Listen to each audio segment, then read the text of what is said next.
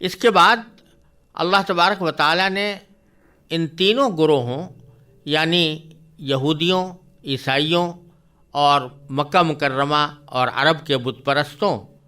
کی ایک اور گمراہی کا بیان فرمایا ہے، جس میں یہ تینوں کسی نہ کسی حیثیت میں شریک تھے۔ چنانچہ فرمایا وقالوا اتخذ اللہ ولدا، کہ یہ لوگ کہتے ہیں کہ اللہ نے کوئی بیٹا بنایا ہوا ہے، بلکہ اس کا ترجمہ یہ بھی کر سکتے ہیں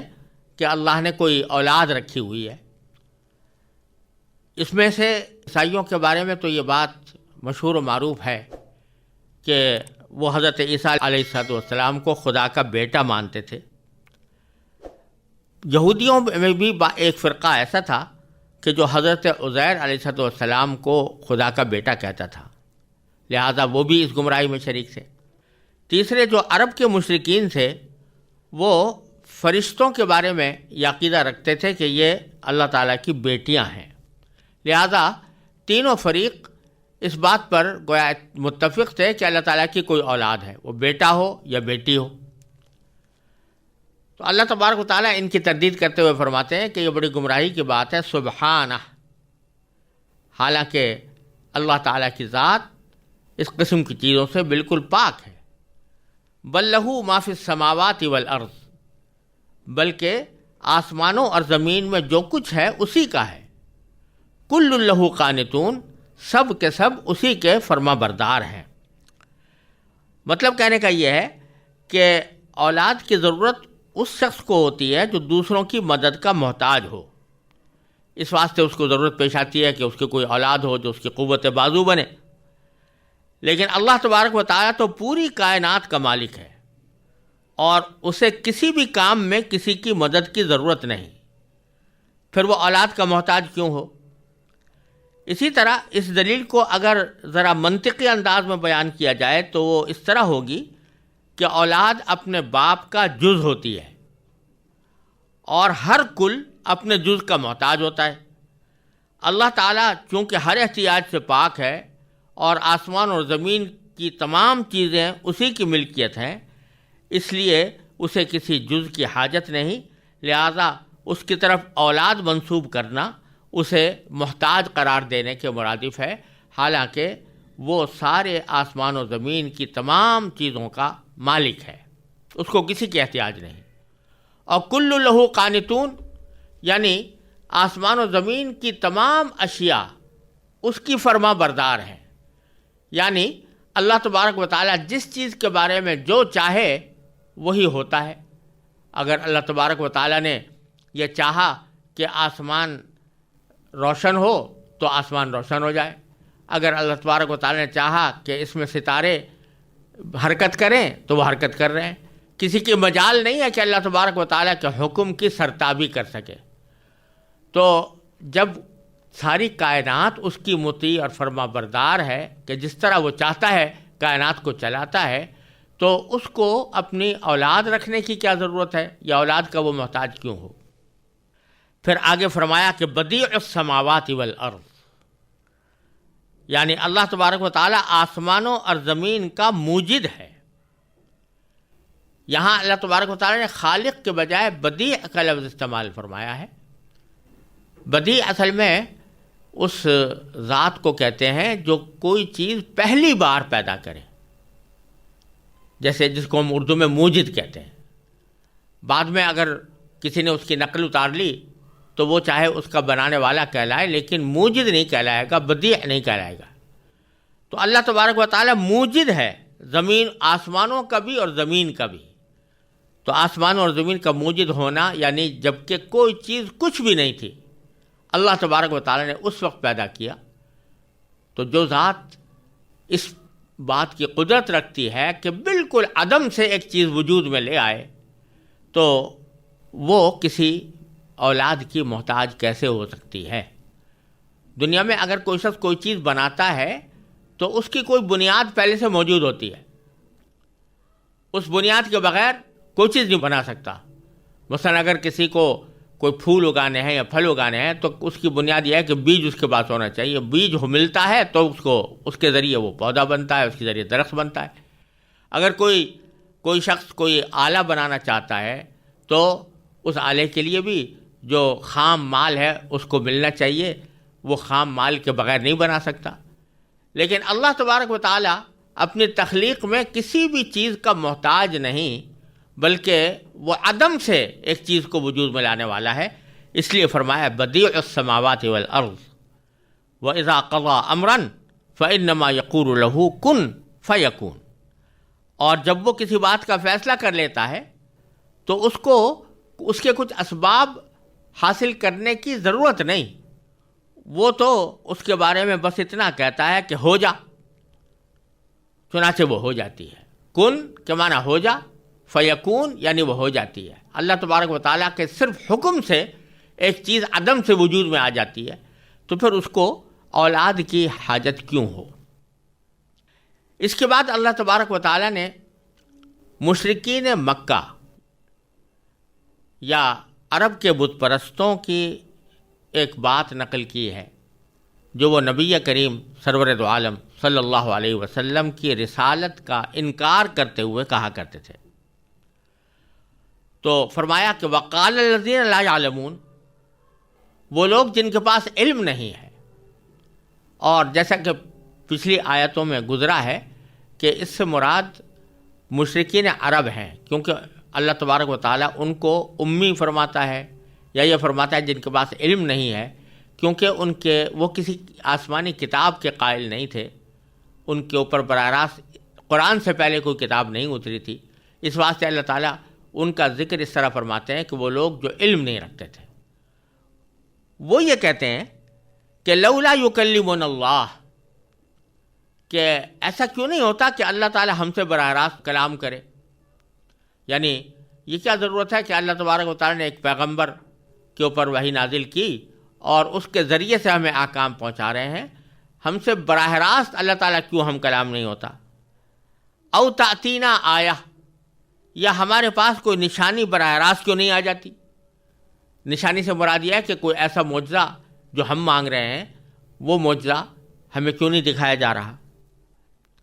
باری تعالیٰ فرماتے ہیں کذالک قال الذین من قبلہم مثل قولہم، یہ جو لوگ جس طرح کی باتیں کر رہے ہیں یہ ان کی کوئی نئی بات نہیں ہے، اس سے پہلے جو لوگ گزرے ہیں وہ بھی اپنے انبیاء کرام علیہ والسلام سے اس قسم کی باتیں کہتے چلے آئے ہیں۔ تشابہت قلوبہم، ان کے دل ایک جیسے ہیں کہ جو ان کے دل میں خیال آتے تھے وہ ان کے دل میں بھی آتے ہیں۔ قد بینا الآیات لقوم یوقنون، حقیقت یہ ہے کہ جو لوگ یقین کرنا چاہیں ان کے لیے ہم نے نشانیاں پہلے ہی واضح کر دی ہیں۔ مطلب کہنے کا یہ ہے کہ وہ جو یہ کہہ رہے ہیں کہ اللہ تبارک و تعالی ہم سے کیوں کلام نہیں کرتا، تو اس کا جواب یہ ہے کہ اللہ تبارک و تعالیٰ کے کلام کو براہ راست سننے کی ہر ایک شخص کے اندر طاقت نہیں۔ یہ ممکن نہیں ہے کہ جتنے انسان پیدا ہوں ان سے اللہ تعالیٰ براہ راست ہم کلام ہوا کرے۔ ایک تو اس وجہ سے کہ ہر انسان میں یہ طاقت نہیں ہے کہ وہ اللہ تبارک و تعالیٰ کا کلام سن سکے، اور جیسا کہ سورہ شورا کے اندر اللہ تبارک و تعالیٰ نے فرمایا کہ اسی لیے اللہ تبارک و تعالیٰ کسی پردے کے پیچھے یا کسی اپنے فرشتے کے ذریعے اپنے پیغامات پہنچاتا ہے، کیونکہ انسان کی فوری طور پر اس دنیا میں یہ طاقت بہت کم لوگوں کو ہوتی ہے کہ براہ راست اللہ تبارک و تعالیٰ ان سے کلام کرے۔ دوسرے یہ کہ اگر بالفرض اللہ تبارک و تعالیٰ ہر ایک انسان سے کلام کرنے لگے تو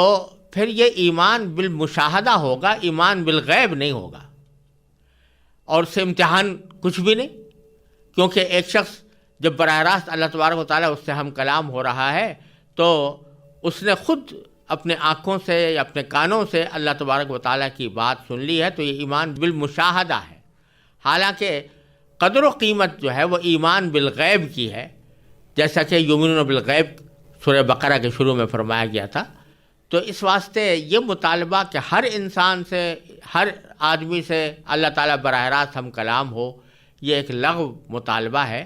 اور مقصد تخلیق کائنات سے بے خبری کی دلیل ہے، کیونکہ اس کائنات کو پیدا کرنے کا مقصد انسان کا امتحان کرنا ہے، لہذا اللہ تبارک و تعالیٰ اپنے خاص پیغمبروں پر اپنا کلام نازل فرماتے ہیں، ان کے ذریعے پہنچاتے ہیں۔ اور دوسرا مطالبہ جو تھا کہ اوتاتینا آیا، کہ ہمارے پاس کوئی نشانی آ جائے، یعنی کوئی معجزہ ہمیں براہ راست دکھایا جائے۔ اور معجزے سے ان کی مراد یہ تھی کہ جس قسم کے معجزے ہم مانگ رہے ہیں وہ ہمیں دکھائے جائیں۔ اللہ تبارک و تعالیٰ نے یوں تو بہت سارے معجزے نبی کریم سرور دو عالم صلی اللہ علیہ وسلم کو عطا فرما رکھے تھے، لیکن مشرکین مکہ نت نئے مطالبات کیے جاتے تھے۔ کبھی کہتے تھے کہ آپ ہمیں کوئی فرشتہ نظر آ جائے آپ کے ساتھ، کبھی کہتے تھے کہ ان کے اوپر کوئی خزانہ آسمان سے نازل ہو جائے، کبھی کہتے تھے کہ ان کے یہ کوئی ایسی زمین سے نہر نکال دیں جو اچانک اس میں پانی جاری ہو جائے، جیسا کہ سورہ بنی اسرائیل میں اللہ تبارک و تعالیٰ نے ان مطالبات کی تفصیل بیان فرمائی ہے۔ اللہ تبارک و تعالیٰ فرماتے ہیں کہ انبیاء کرام اس لیے نہیں آتے کہ بس یہ کرشمے دکھایا کریں، انبیاء کرام حق کی بات لے کر آتے ہیں، اور ان کے مناسب جو معجزہ اللہ تعالیٰ چاہتے ہیں وہ ان کے ساتھ بھیجتے ہیں۔ چنانچہ نبی کریم سرور دو عالم صلی اللہ علیہ وسلم کے پاس بھی اللہ تعالیٰ نے بہت سے معجزے نازل فرمائے، جن میں سب سے بڑا معجزہ قرآن کریم تھا،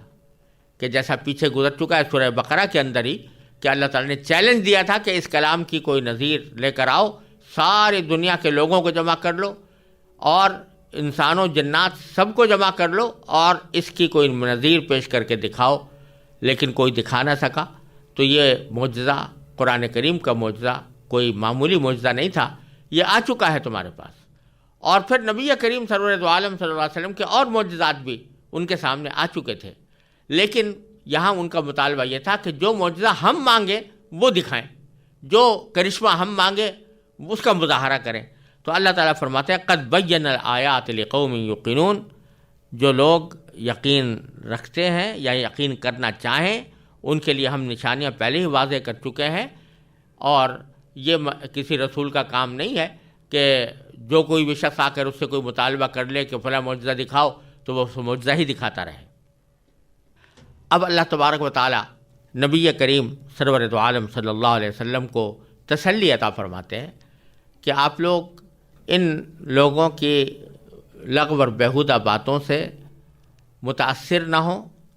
اور اس پر غم نہ کریں۔ انا ارسلناک بالحق بشیرا و نذیرا، ہم نے آپ کو حق دے کر اس طرح بھیجا ہے کہ آپ لوگوں کے لیے خوشخبری دینے والے ہیں۔ مبشرن کے معنی، بشیرن کے معنی خوشخبری دینے والے،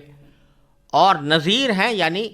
آگاہ کرنے والے، خبردار کرنے والے، ڈرانے والے۔ یعنی خوشخبری دینے والے ہیں اہل ایمان کو اور نیک عمل کرنے والوں کو کہ ان کے لیے جنت کی نعمتیں تیار ہیں، اور آگاہ کرنے والے اور خبردار کرنے والے یا ڈرانے والے ہیں ان لوگوں کو جو ایمان نہیں لاتے اور برے کاموں کے اندر مبتلا ہیں، تو ان کو ڈرانے کے لیے ہم نے بھیجا ہے آپ کو۔ آپ کا فریضہ اپنی بات پہنچانے کے اوپر ختم ہو جاتا ہے۔ وَلَا تُسْأَلُ عَنْ أَصْحَابِ الْجَحِيمِ، اور جو لوگ جہنم اختیار کر چکے ہیں، جہنم والے ہیں، ان کے بارے میں آپ سے کوئی باز پرس نہیں ہوگی۔ یعنی آخرت میں آپ سے نہیں یہ سوال ہوگا یا مواخذہ ہوگا یا اس بات پر گرفت ہوگی کہ یہ لوگ ایمان کیوں نہیں لائے تھے اور ان کو دوزخ میں کیسے جانا پڑا۔ آپ ان کے ذمہ دار نہیں ہیں اور ان کے بارے میں کوئی جواب دہی آپ کو کرنی نہیں پڑے گی۔ آپ اپنے کام کیے جائیں، اور وہ یہ کہ تبلیغ اور رسالت کا فریضہ انجام دیں۔ جس بات کے لوگوں تک پہنچانے کا آپ کو حکم دیا جا رہا ہے وہ اللہ تعالیٰ کے حکم کے مطابق لوگوں تک پہنچاتے رہیں، اور اس فکر میں نہ پڑیں کہ یہ لوگ ایمان کیوں نہیں لا رہے۔ وَلَن تَرْضَىٰ عَنْكَ الْيَهُودُ وَلَا النَّصَارَىٰ حَتَّىٰ تَتَّبِعَ مِلَّتَهُمْ، یہ خوب سمجھ لیجئے کہ یہودی اور نصرانی لوگ تم سے اس وقت تک ہرگز راضی نہیں ہوں گے جب تک تم ان کے مذہب کی پیروی نہیں کرو گے۔ یعنی اگر آپ یہ چاہیں کہ یہودی اور نصرانی کو ہم سے اس طرح خوش کر لیں کہ وہ ہماری ہر معاملے میں خیرخواہی کریں، ہم سے ہر معاملے میں دوستی کریں، ہم سے ہر معاملے میں محبت کریں، ہم پر کوئی اعتراض نہ کریں، ہم سے کوئی بیہودہ سوال نہ کرے، تو یہ نہیں ہو سکتا، اس واسطے کہ جب تک آپ ان کی ملت کی یعنی ان کے دین کی اتباع نہیں کر لیں گے، یہ مکمل طور سے آپ سے راضی نہیں ہو سکتے۔ آپ کہہ دیجئے قل ان ھدی اللہ ھو الھدی، آپ ان سے بتا دیجئے کہ ہدایت تو اللہ ہی کی ہدایت ہے، جو اللہ تعالیٰ جب عطا فرماتے ہیں تو وہی ہدایت کا راستہ ہے، میں کبھی اس کو چھوڑ کر تمہارے دین کی اتباع نہیں کر سکتا۔ اور پھر اللہ تعالیٰ فرماتے ہیں وَلَئِنِ اتَّبَعْتَ أَهْوَاءَهُمْ بَعْدَ الَّذِي جَاءَكَ مِنَ الْعِلْمِ مَا لَكَ مِنَ اللَّهِ مِنْ وَلِيٍّ وَلَا نَصِيرٍ، اور تمہارے پاس وحی کے ذریعے جو علم آ گیا ہے، اگر کہیں تم نے اس کے بعد بھی ان لوگوں کی خواہشات کی پیروی کر لی تو تمہیں اللہ سے بچانے کے لیے نہ کوئی حمایتی ملے گا نہ کوئی مددگار۔ یہ بظاہر خطاب تو نبی کریم سرور دو عالم صلی اللہ علیہ وسلم سے ہے، لیکن ظاہر بات ہے کہ نبی کریم سرور دو عالم صلی اللہ علیہ وسلم کے بارے میں یہ تصور ہی نہیں کیا جا سکتا کہ وہ اپنے خواہشات کی پیروی میں یہودیوں یا نصرانیوں کی اتباع شروع کر دیں اور ان کا کہنا مان لیں یا کسی بھی غلط بات کو تسلیم کر لیں، وہ آپ کے بارے میں تصور ہو ہی نہیں سکتا تھا۔ لیکن اللہ تبارک و تعالیٰ نے آپ سے خطاب کر کے کہ اگر بفرض محال اگر آپ نے بھی خواہشات کی پیروی کر لی تو اللہ تعالیٰ سے بچانے کے لیے آپ کو کوئی حمایتی بھی نہیں ملے گا، کوئی مددگار بھی نہیں ملے گا۔